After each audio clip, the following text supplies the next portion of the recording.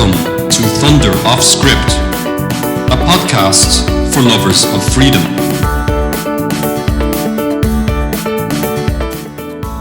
It's Friday, 4th of February 2022. In today's episode, I want to tell you why I've had enough of collectivism. Don't forget to check out my freedom blog at davidthunder.substack.com.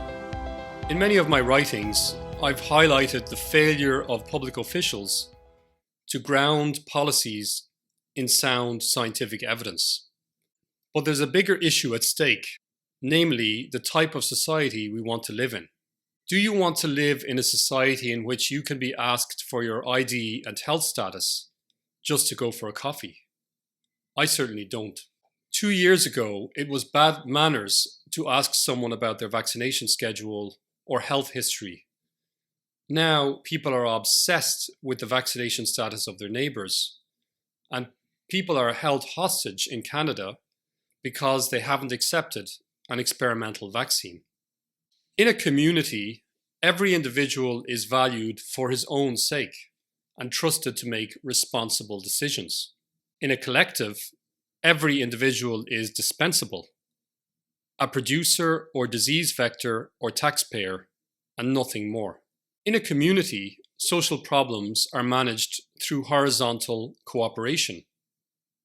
In a collective, they're managed by experts who think they know what's best for everyone, through top-down, coercive directives. Have a listen to what Canadian Prime Minister Trudeau has to say on the subject of vaccination.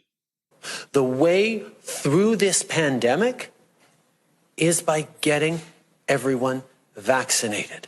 And the overwhelming majority, close to 90% of Canadians, have done exactly that.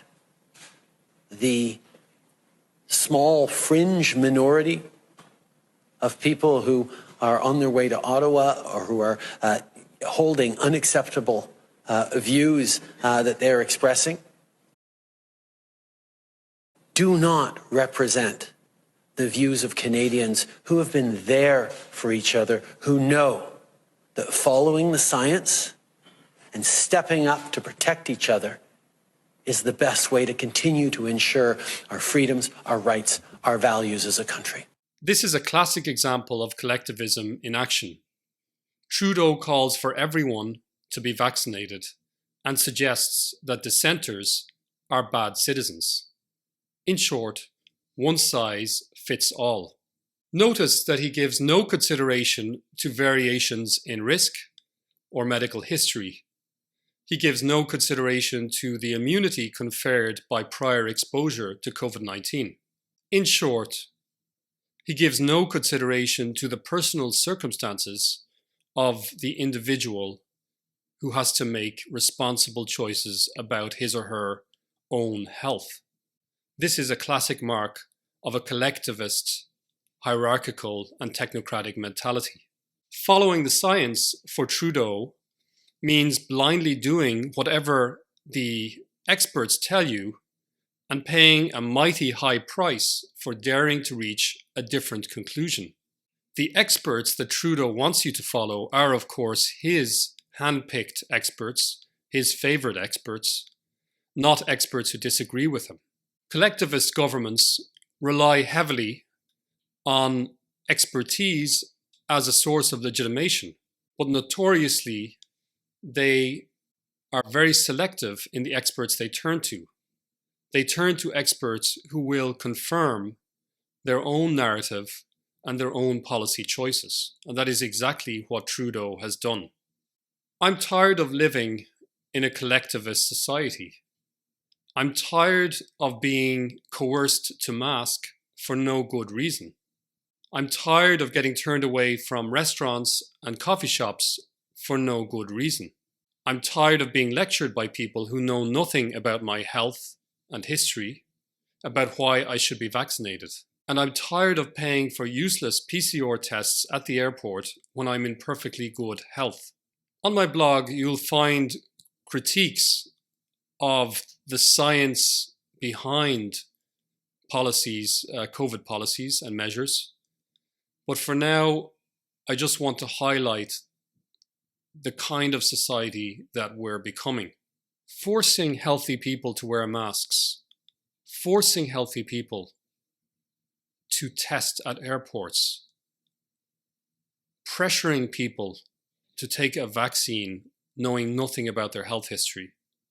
All of these are symptoms of the rise of collectivism.